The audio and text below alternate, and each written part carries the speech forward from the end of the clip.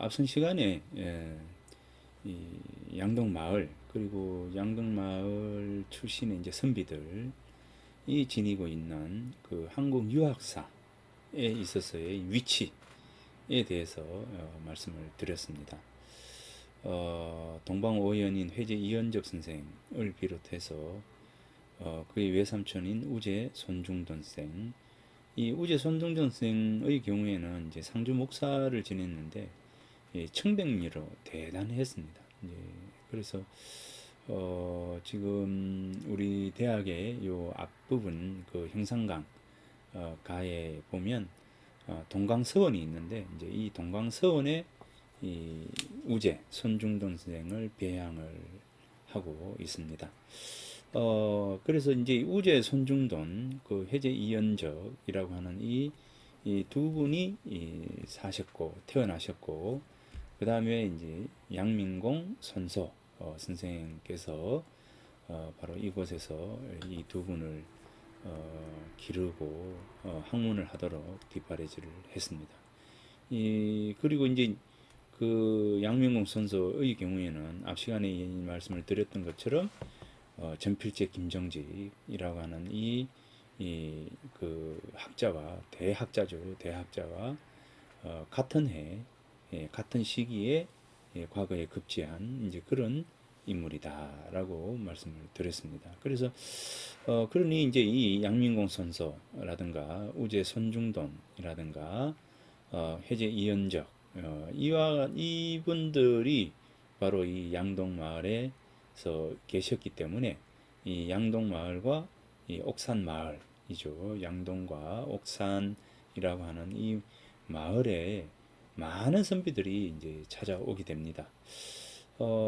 지난해 이제 외부자의 시선에서 이제 양동과 옥산을 바라보자라고 하는 그런 관점에서 제가 논문도 발표를 하고 또 글도 쓰고 했었지만 그런 측면에서 놓고 본다면 퇴계 이황 선생이라든가 서예 유성룡 선생이라든가 그죠 오성과 한음으로 유명한 이제 이덕형이라고 하는 이제 이런 분들이라든가 그 다음에 여흔 장흥강 선생이라든가 오성 뭡니까 우리 책에 인데 오봉 이제 이호민이라든가 유천 한중겸이라든가 노계 박일로 뭐 이런 어떤 분들이 이 양동 마을을 찾아와서 해제 선생을 기리고 또 해제 선생의 자취를 걸어가 보는 자취를 따라서 거닐면서 시를 남기고 또 글을 남기고 또 가사 노래를 이제 짓게 됩니다.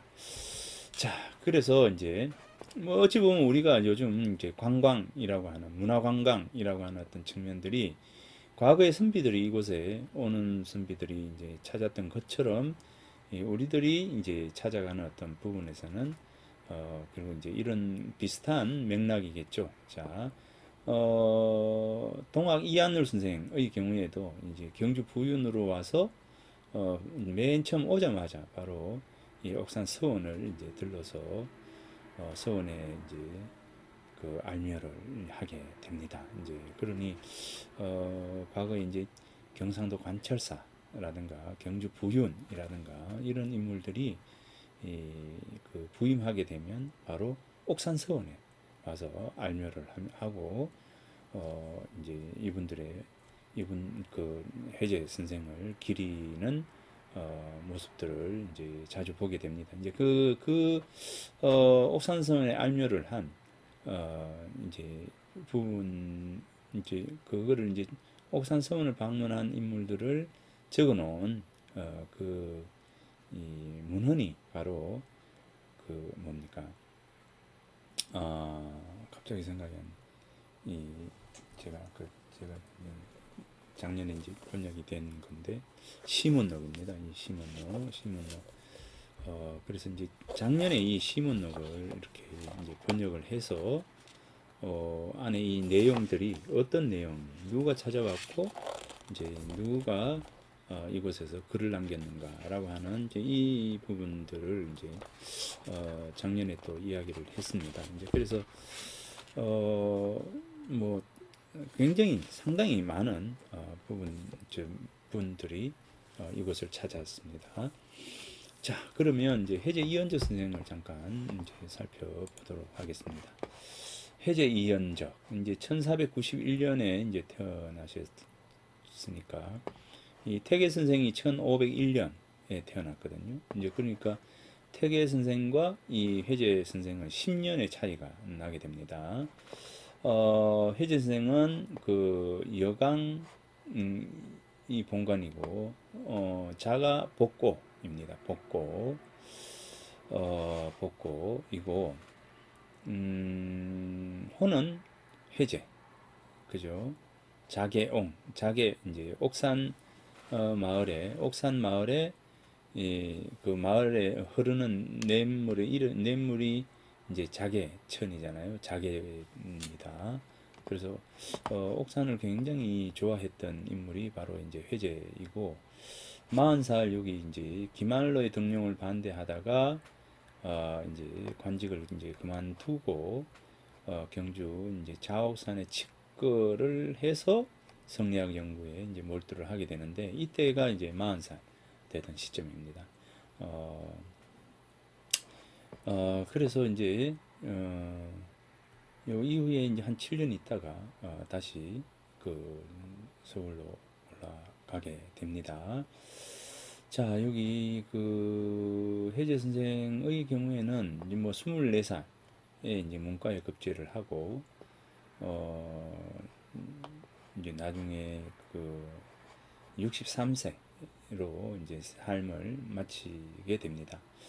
마지막에는 이제 강계에 유배를 가서 그곳에서 강계에서 쓴 시가 바로 이 서경음, 곧 이제 요 뒤에 이 서경음이라고 하는 시를 같이 볼 텐데요. 이 강계 유배에 가서 쓴 첫 시가 바로 이제 서경음이라고 하는 시입니다. 아무튼 이 회제 선생을 에 대해서 양동마을과 함께 한번 살펴보도록 하겠습니다.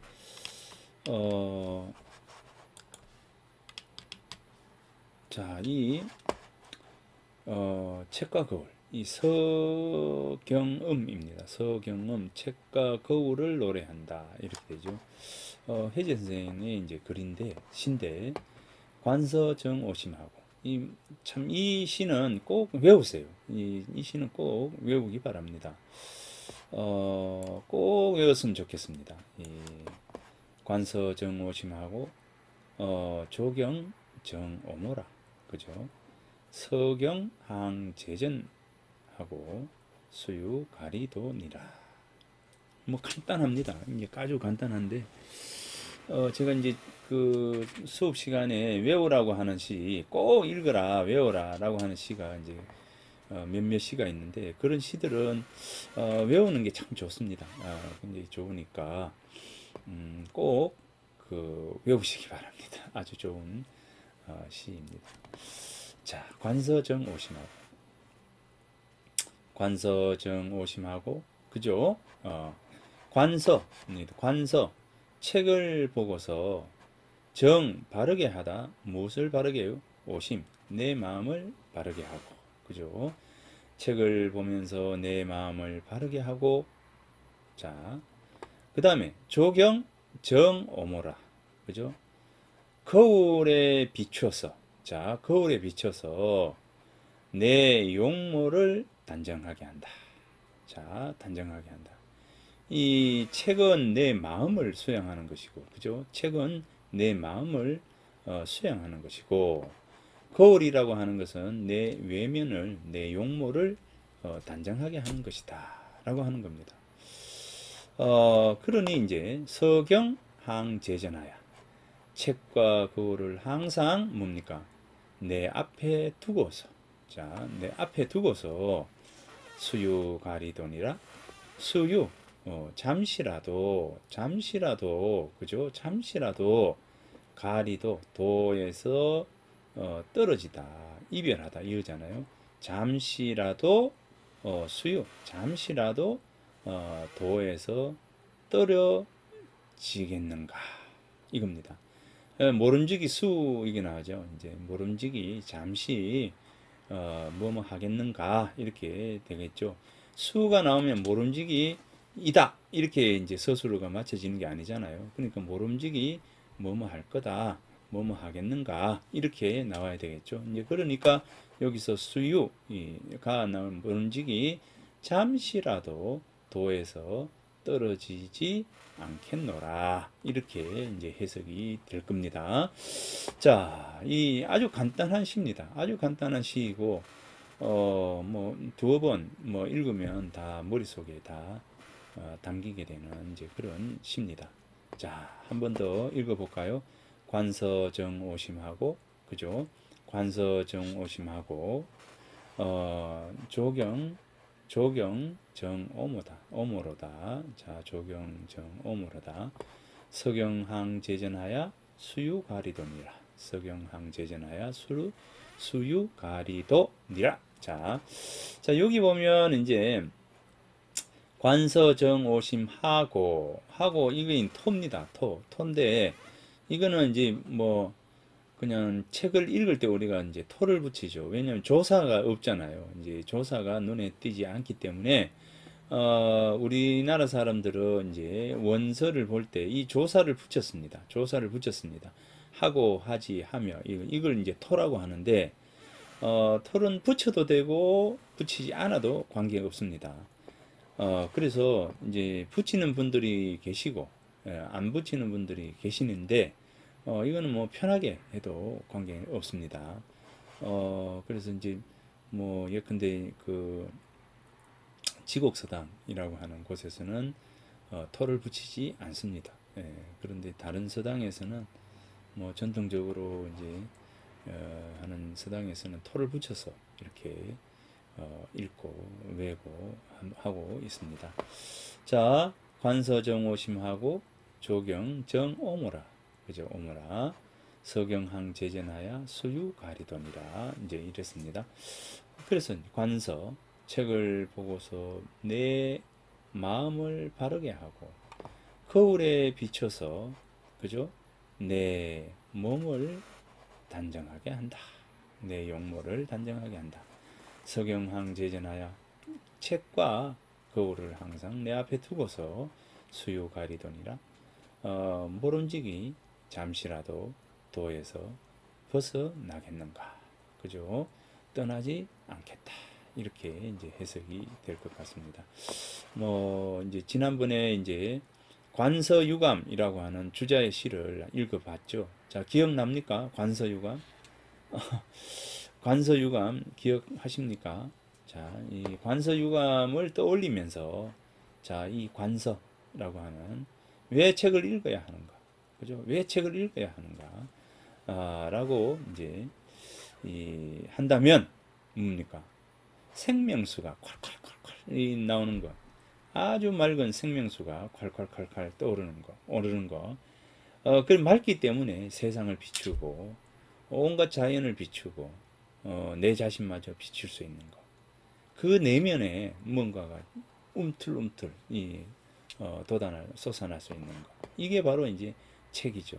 그래서 이제 책과 거울이라고 하는 이 두 가지를 항상 우리가 이제 옆에 두고 생각하면서 삶을 살게 된다면 그 내 안에 내 내면의 양식과 내 외면의 이제 내 외모죠. 외모의 단정함이 함께 있으면서 다른 사람과의 어떤 관계 속에서 나를 부끄러운 나를 만들어가지 않는 아주 중요한 이제 요소가 되지 않겠는가라고 하는 겁니다. 외모만 번듯해서 뭐 하겠습니까, 그죠? 외모만 번듯한 것을 우리가 이제 유학에 있어서 논어에서 문질빈빈이거든요. 문이라고 하는 것, 내 외모와 질, 바탕이라고 하는 내 내면이라고 하는 것. 그래서 외모와 내면이 빈빈 함께 빛나고 빛나야 한다는 거죠. 이제 그러니까 어떤 사람은 외모만을 가꾸고, 그죠? 외모만을 가꾸고 내 내면을 가꾸지 않는 사람이 있고, 그죠? 어떤 사람은 내 내면을 가꾸면서도 그러면서도 이제 외모를 가꾸지 않는 그런 사람도 있습니다. 그러니까 이제 책을 보지 않고 늘 얼굴에 화장을 하는 사람 또는 이제 얼굴을 가꾸려고 하는 사람 이런 사람이 있는가 하면 뭐 내 안에 든 것이 중요하지 뭐 내 외모가 뭔 중요해 뭐 아무렇게나 뭐 아무렇게나는 아니지만 그렇게 이제 어, 부끄러우지 않을 만큼만 뭐 하면 되지 뭐. 내 몸만 가리면 되는 것이지 옷이야. 이렇게 생각하는 분도 있습니다. 그런데 이제 유학에 있어서는 단정하게 외모를 단정하게 하고 항상 이제 내 내면을 수양해 나가는 이 양쪽이 함께 다 갖추어져 있어야 한다라고 했습니다. 그래서 내면을 가꾸면서 내면을 수양하면서 외모를 가꾸지 않는 사람 이런 사람을 우리는 촌스럽다 이렇게 이야기를 하고요. 유학에서 논어에서 촌스럽다 이렇게 이야기를 공자께서 촌스럽다 이야기를 했고 내면을 가꾸지 않고 외모만을 가꾸는 사람을 역사사자에서 사라고 해서 뭐 사치스러운 거, 뭐 이렇게 이제 이야기를 했습니다. 이제 그러니 그런 어떤 부분에서 놓고 본다면 결국 이 내면과 외양을 함께 가꾸어 가는 것이 중요하다. 그러면 내 내면과 내 외모를 가꾸어 가는데 가장 중요한 것은 뭐냐? 결국은 뭡니까? 책과 거울이다. 이제 그래서 여러분들은 거울만 들고 다니지 말고 책을 들고 다니시고 책만 읽으면서 그냥 대충 하시지 말고 책을 읽으면서 거울을 보며 외모를 가꾸는 그런 분들이 되었으면 좋겠습니다. 자, 혜지 선생이 45, 45년, 요 45세죠. 여기 보면 집이가 있습니다. 이 집이 이 두보이 시에 나오는 얘기인데 집이가 있는데 이 집이라고 하는 것은 지천명의 또 다른 이제 뜻입니다. 이제 그러니까 요 집이라고 하는 것은 50이라고 하는 나이로 따졌을 때 이 50살, 50살 이 바로 50살의 이 하문의 이름이 이제 하문의 명칭이 바로 집이에요. 또 집이는 뭡니까? 지천명과 똑같은 이제 그런 뜻입니다. 그러니까 요거는 뭐냐면 50살에 노래한다, 읊다라고 해석해도 되고 원래 이제 이 뜻이 뭐냐면 집이 알겠노라, 이제 알겠네. 비 요거는 비는 아닐 비자가 아니라 여기서는 잘못될 비자입니다. 그러니까 집이 이렇게 이야기한다면 잘못되었음을 알았노라 이렇게 되겠죠. 잘못된 것을 알았다. 내가 잘못 살아왔는 것을 이제야 알았다. 이렇게 이제 이야기를 하는 겁니다.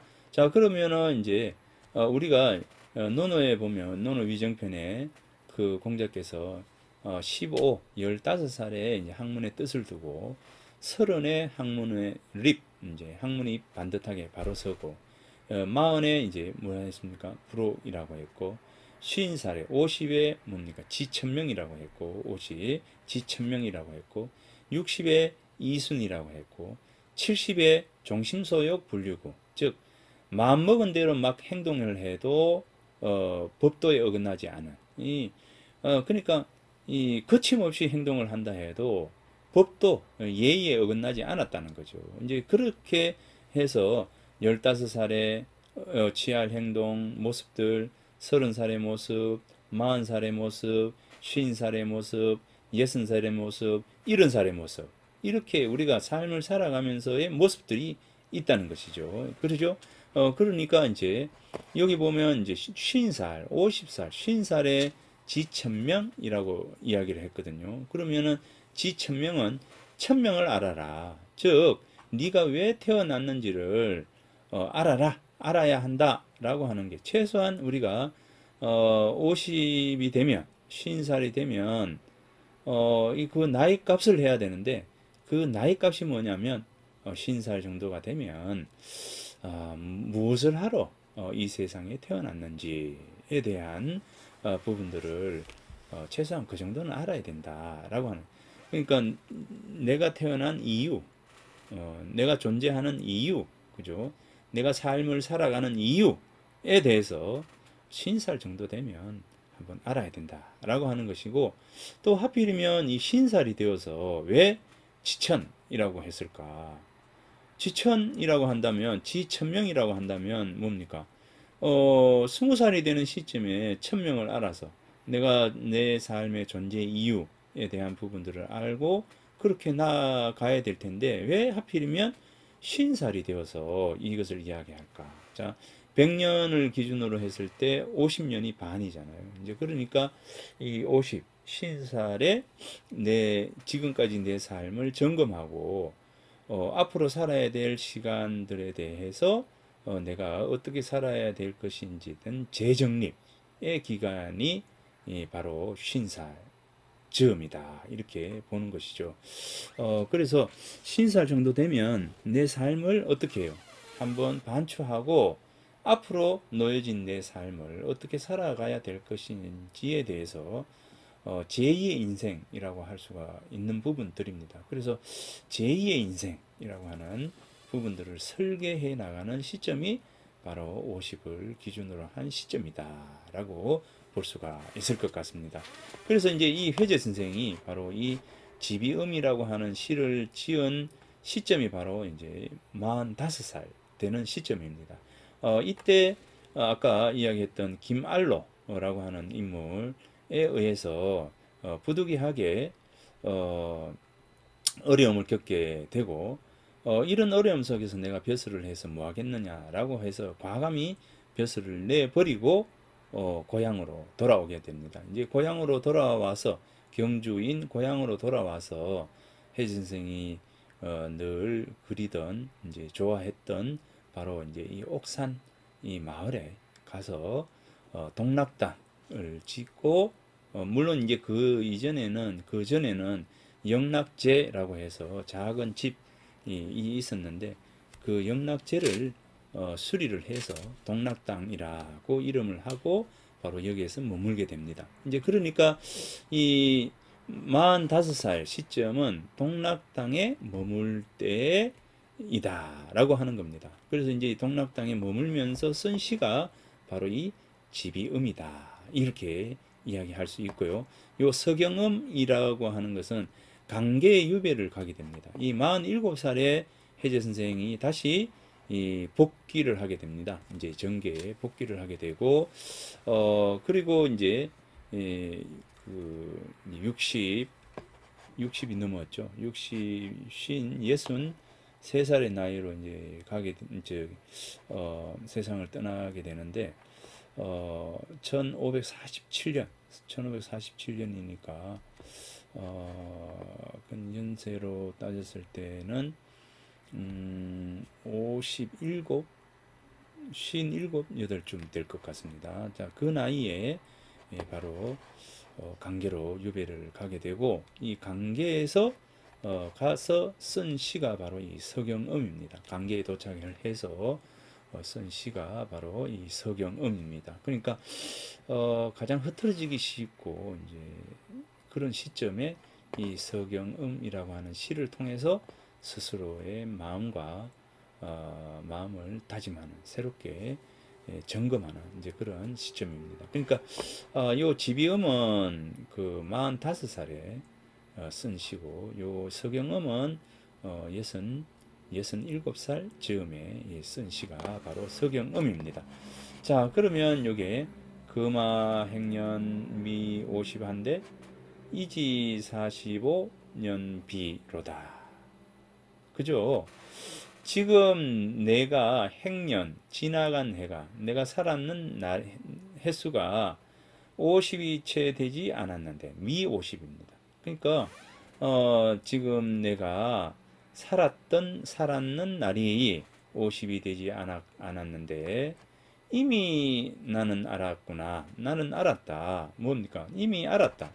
무엇을 알았느냐 하면, 45년의 삶이 잘못되었다는 것을 존심강루한 사려하고, 그죠?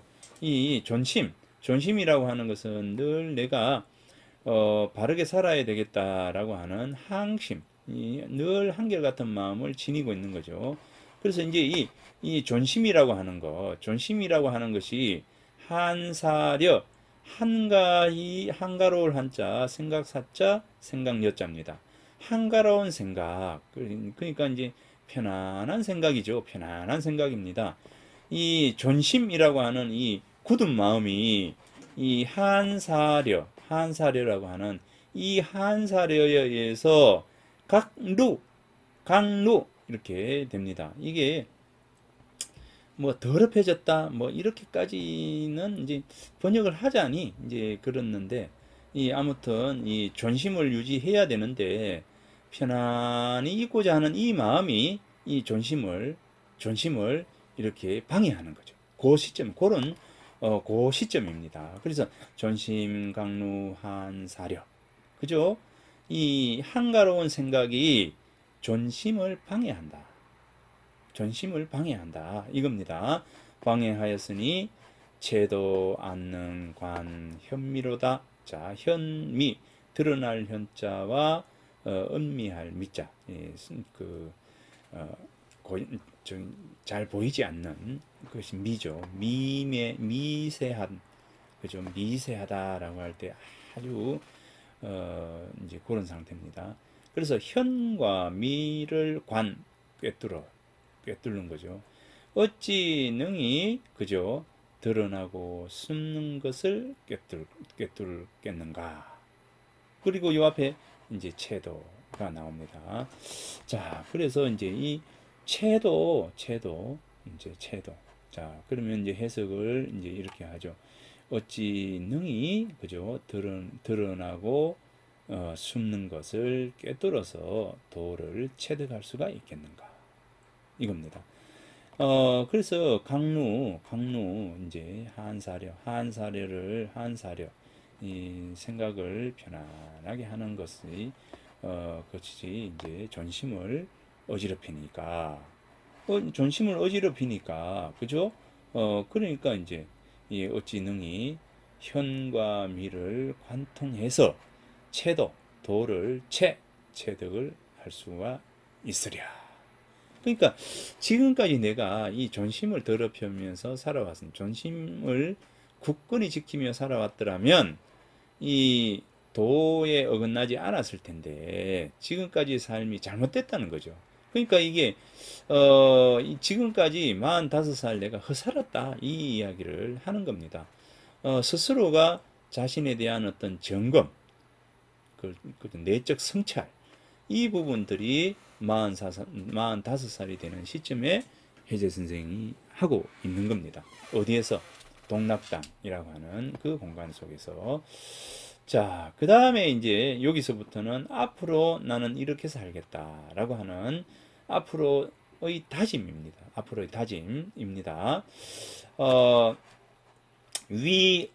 의를 행하고 또 인을 행하고 하는 것을 어떻게 해요? 극을 사용하지 아니하고, 그죠? 여기도 이제 그러네요. 이제 채도를 터득하겠다. 근데 지금까지 나는 뭡니까? 어떻게 살았냐면 의를 행하고 인을 행할 때 최선을 다하지 아니했고, 그죠? 최선을 다하지 않았다. 용극입니다. 극을 사용하지 않았다. 최선을 다하지 않았다. 그러니까 의를 행하고 인을 행하는 것을 최선을 다하기를 하지 않았고, 그 다음에 이제 사람과 이제 다른 사람, 남입니다. 다른 사람과 대처하고 또 내가 처할 때, 즉 나를 단속하는 거죠. 그러니까 다른 사람과 대처하고 자기 자신을 단속할 때 또 어김이 다 많았다. 그러니까 철저하게 스스로를 이제 분석하고, 그죠? 내가 이제까지 내 삶에 태도라든가 여러 가지 부분들을 철두철미하게 스스로를 이제 분석하고 성찰하고 이제 그렇게 하는 겁니다. 그래서 이제 종금 발본 이제부터라도 뭐뭐로부터 이제 뭐뭐로부터 이제 이죠. 지금부터 이렇게 지금부터 하겠노라. 발분하겠노라. 그죠? 발분하겠다. 그 다음에 망신, 몸을 잊고 발분. 이제 이 최선을 다하겠다. 이제 늙어 죽을 때까지 최선을 다하겠다. 그리고 이제 적을 과자에 허물 과자. 허물을 적게 해서 허물을 줄여서 적게 해서 오직 뭡니까? 허물을 적게 하면서 오직 생각하겠노라. 뭘 생각하겠냐면 선철이 누구냐면 바로 공자, 안자, 주자 뭐 이런 인물입니다. 이 성인들, 현인들 이 선철이 하고자 했던 바죠. 하고자 했던 발할 희자잖아요. 하고자 했던 것을 생각하겠노라. 뭘 하고자 했을까요? 주자가 하고자 했던 것, 공자가 하고자 했던 것, 안자가 하고자 했던 것. 그죠? 이제 결국 이제 안현의 경우에는 뭡니까? 이 호학을 이제 학문하기를 좋아했는데 안현이 학문하기를 좋아하면서 했던 행동 중에 하나가 뭐냐면 첫 번째 불천노, 노여움을 옮기지 아니하고 그 다음에 불이과, 잘못을 두 번 반복하지 않는 것 이런 겁니다. 이제 그러니까 이런 어떤 안연의 행동처럼 결국 이 자신의 어떤 삶의 선철이 이전에 현인들이 이전에 성인들이 무엇을 추구하였는지를 한번 생각해 보면서 내가 앞으로의 삶에 대한 부분들을 이제 설계해 나가는 모습입니다. 이제 그러니까 철저하게 자기 자신을 점검하는 거죠. 반성하고 점검하고 그러니까 분석해서 반성하고 점검하고 성찰해서 앞으로 이러한 방향으로 나아가겠다. 이러한 삶을 살겠다라고 하는 설계, 계획까지가 바로 이 지비움에 담겨 있는 겁니다. 그래서 이제 45살이 되던 시점에 해제 선생이 바로 이 지비음을 적었는데, 저의 경우에는 이 지비음을 언제 읽었느냐면, 39에 이제 읽었거든요. 39에 읽으면서, 이 선인들이, 해제 선생이 이 45살에 이 지비음을 했구나. 그렇게 이제 생각을 했죠. 그러고는 이제 그냥 그래 했구나 라고만 생각했습니다. 했는데 저도 이제 47이 되는 나이에 이 지비음을 다시 보게 되었습니다. 이 뭐 양동문화연구소 라고 하는 것을 운영을 하고 이제 연구소를 이제 이 뭐 하면서 이제 학술 회의도 개최하고 하면서 해제 선생의 이 지비음을 47에 다시 읽으면서 저를 한 번 더 돌아보고요. 그래서 이제 그때부터 제가 다시 이제 한 게 있습니다. 뭐냐면 논어를 다시 쓰기 시작했습니다. 다시 읽기 시작했습니다. 그래서 47의 논어를 다시 읽기 시작하면서 그때부터 이제 칼럼을 쓰기 시작해서 지금도 쭉 쓰고 있습니다. 아무튼 영조 대왕, 영조 다들 아시죠? 영조께서 대학을 이제 3번 정도 봤다 하셨는데 그 3번 봤다라고 하는 것은 대학을 읽으면서 크게는 3번의 어떤 그 터닝 포인트, 그죠? 이 변곡점, 이 터닝 포인트가 있었다는 거죠. 제 같은 경우에는 이 터닝 포인트가 47이었던 것 같고요. 그 앞에 터닝 포인트는 이제 39이 터닝 포인트였던 것 같습니다.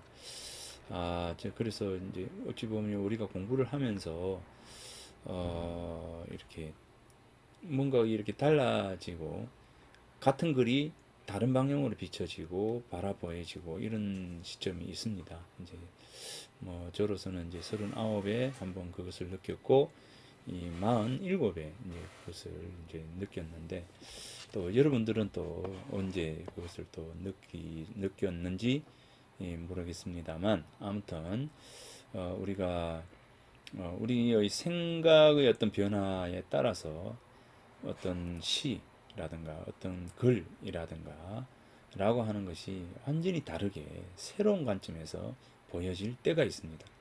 바로 이제 그때가 바로 우리는 터닝 포인트라고 이렇게 이야기를 하는 것이죠. 자, 그래서 이제 그 부분들을 생각을 하면서 여러분들도 이제 이 시들을 한 번쯤은 이렇게 읽어보는 시간을 가졌으면 좋겠습니다.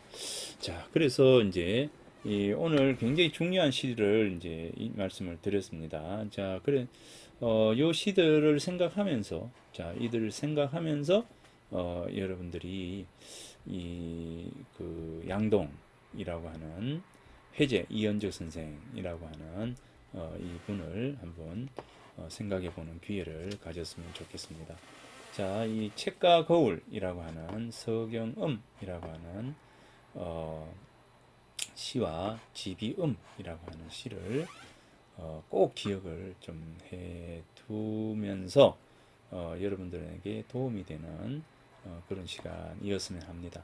이 5주차 많은 이야기들을 하지만 다른 건 기억을 하나도 안 해도 되지만 요 서경음과 지비음이라고 하는 이 시는 꼭 기억을 해서 몇 번이고 쓰면서 이 시를 생각하는 그런 기회를 가졌으면 좋겠다라고 하는 마음입니다. 꼭 좀 한번 실천을 한번 해보기 바랍니다. 자, 한 번 더 읽어볼게요. 관서 정오심하고 조경 정오모로다. 서경항 제전하야 수유 가리돈이라. 이렇습니다. 수유 가리돈이라.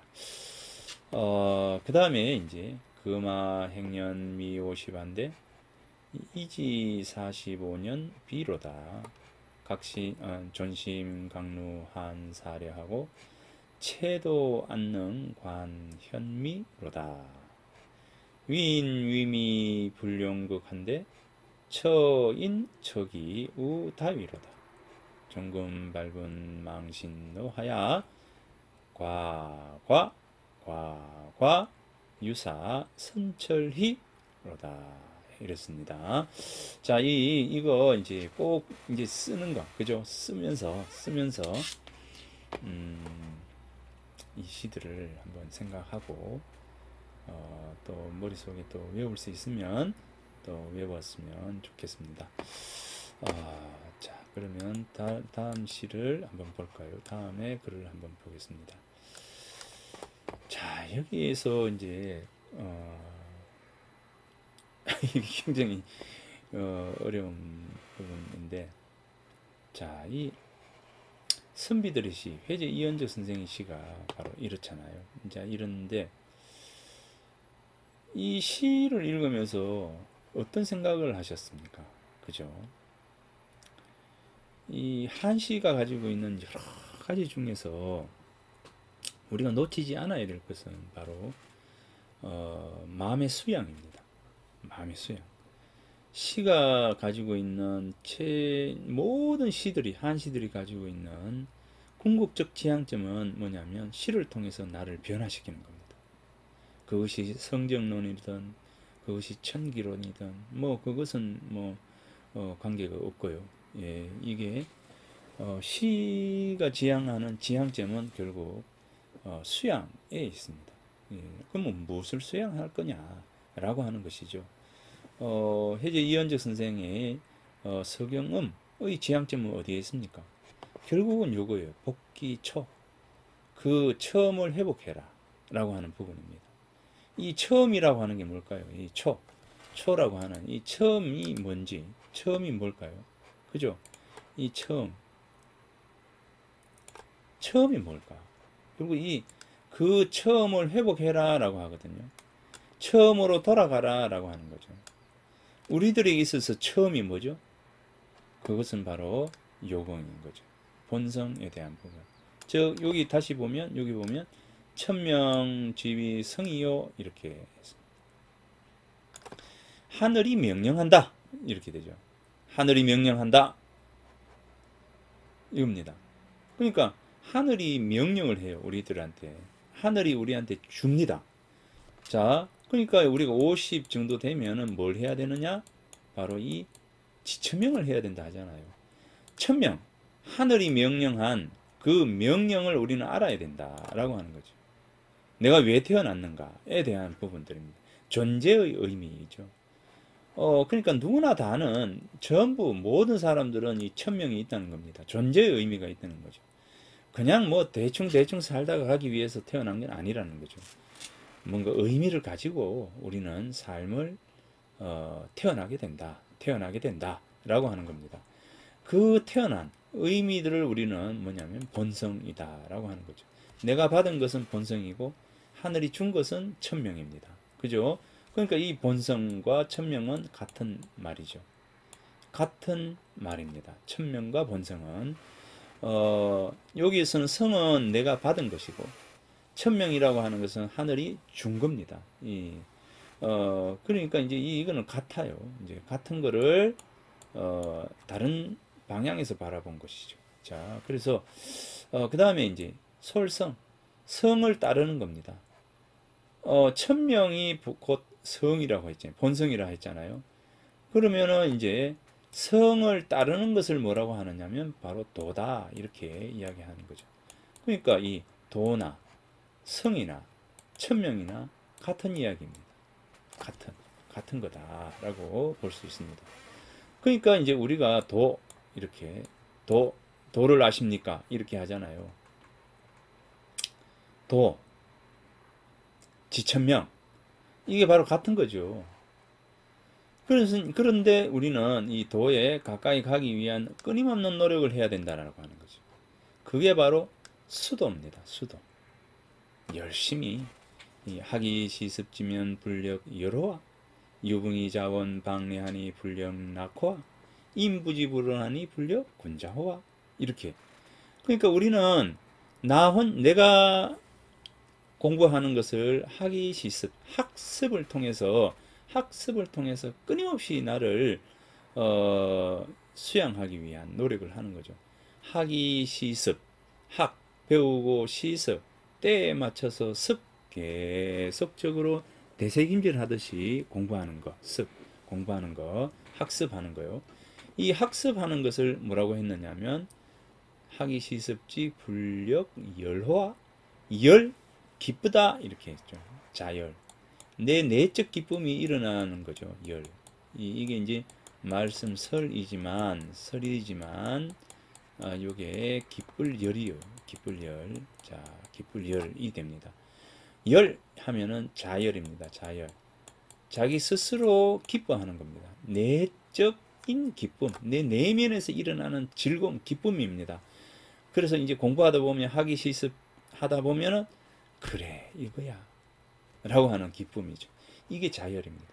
그 다음에 유붕이 자원 방례하니 불령 락화 이렇게 즐거울 낙자라고 하는 이 락은 뭐냐면 동락입니다. 함께 즐거워하는, 함께 공부하는 즐거움입니다. 그리고 이제 여러분들이 위덕대학교에 들어와서 함께 공부를 하는 과정이잖아요.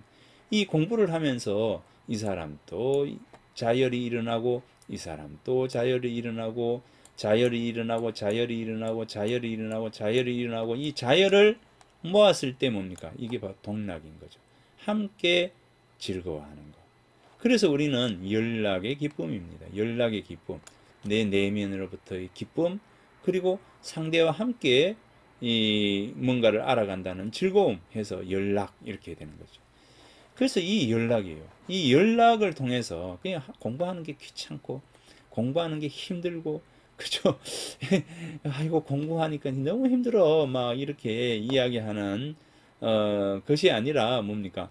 아이고 공부하기 이것도 배울 수 있네. 아이고 공부하기 이런 것도 배웠네 라고 하면 아이고 그렇구나. 바로 이거였구나 라고 하는 이런 거죠. 자, 이런 것이 결국 뭐를 한다고요? 수도. 수도, 도를 닦는 과정이라는 것이죠. 자, 그래서 여기에서 이제 본다면 결국 이 복기초라고 하는 이 논어에서 인성은 개선하여 이 가규 선우하니 후각자는 필요 성각지 소이라야 내가이 명선이 복기초라 이랬습니다. 인성은 개선하여 모든 사람의 본성이라고 하는 것은 사람의 본성이라고 하는 것은 개선 모든 사람들이 선하다는 거죠. 모든 사람들이 선한데 다만 뭡니까? 각 깨달음에는 선과 후가 있습니다. 그죠? 어떤 사람은 일찍 깨닫고 어떤 사람은 늦게 깨닫는 거죠. 그죠? 어떤 사람은 늦게 깨닫고 어떤 사람은 일찍 깨달아요. 그래서 그거를 우리는 선각자 이렇게 하죠. 먼저 깨달은 사람. 자, 유학에서 생이지지자. 유학에서는 사람을 4등분으로 나누죠. 4등으로 나누죠. 생이지지. 나면서부터 안 사람. 생이지지. 그죠? 그 다음에 생이지지자. 이렇게 하겠죠. 태어나면서부터 아는 사람. 그 다음에 뭡니까? 학. 배워서 학이 지지자. 배워서 안 사람. 지지자. 자, 배워서 안 사람. 그 다음에 뭡니까? 고니 학지자. 괴롭더라도 힘들더라도 뭡니까? 공부하려고 하는 사람. 고니 학지자. 좀 힘들더라도 뭡니까? 공부하는 사람입니다. 고니 학지자. 맨 아래가 뭡니까? 고니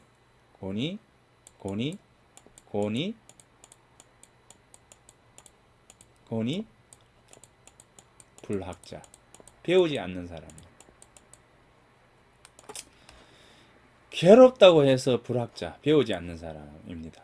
자, 여기 사람은 우리가 이 아래 사람, 고니 불학자는 논할 가치가 없다. 예, 공자는 그랬습니다. 하등 이렇게 했습니다. 그러니까 이 아래는 우리 뭐 여기까지 이야기해야 되냐? 이야기하지 말자. 이렇게 해서 고니 불학자는 인정을 하지 않습니다. 고니 학지자, 괴롭지만 학지, 배우려고 하는 사람, 이제 저 같은 사람들, 뭐 우리 모두가 그렇죠. 이제 지금 이 동영상을 듣고 계시는 분들도 고니 학지자입니다. 이분 동영상 듣고 계시는 분 중에는 학이 지지자도 계시겠죠, 그죠? 자, 생이 지지자, 이 뭡니까? 공자와 같은 분. 그 다음에 또 어떤 분요? 부처님 같은 분. 그죠? 예수님 같은 분. 이런 분들이 바로 생이 지지자예요. 천상천하 유아독전, 뭐, 이렇게 이제 하셨다고 하는 부처님 같은 분들이 바로 생이 지지자입니다. 생이 지지자. 그 다음에 안현과 같은 이런 분들이 누구냐면 이제 학이 지지자. 자, 그래서 생이 지지자들은 성현들. 뭐, 나자마자 안 사람. 뭐, 나자마자 뭐, 알지는 알았겠죠. 그죠? 어찌 됐든 이제 일찍 깨닫는 거예요. 예컨대 이걸 이제 숫자로 놓고 본다면 뭐 한 15살에 이미 깨달음이 오는 사람. 그죠? 자, 그 다음에 학이 지지자. 배워서 안 사람. 요 뭐 우리가 한 30살 정도로 봅시다. 본다면 한 30살에 깨달은 거예요. 자, 이게 이제 각이에요. 깨달음이라고 하는 이 각입니다. 자, 각. 자, 권위학지자 같으면 어떻습니까? 뭐 50에서 지천명 했으니까 50에서 한 70 죽기 전까지 깨달으려고 노력하는 사람들. 자, 이렇게 놓고 본다면 어떻습니까? 깨달음에 요 15살이 깨달은 사람을 우리는 뭐라고 하겠죠? 선각이라 이렇게 하고 뒤에 깨달은 사람을 바로 후각이다 이렇게 하겠죠. 그러니까 그러나 뭡니까? 죽음이라고 하는 것을 대면했을 때, 자, 죽음이라고 하는 것이 우리한테 왔을 때 뭡니까? 결국은 깨달음은 똑같다는 겁니다. 늦게 깨달으나 일찍 깨달으나 똑같다는 겁니다. 자, 그러면 이 깨달음은 뭘 깨달아야 하느냐? 라고 하겠죠. 깨달음 뭘 깨달아야 돼요? 결국은 요걸 하는 거죠. 명선. 내 마음속에. 내 마음속에 있는 것을 밝히는 겁니다. 선을 밝히는 거예요. 내가 이거 뭡니까? 인성은 개선. 사람은 뭡니까? 사람의 성은 성선설이잖아요. 사람의 성은 뭐 선하다라고 하는 부분이요. 자, 그러면 여기 지금 50분 되었으니까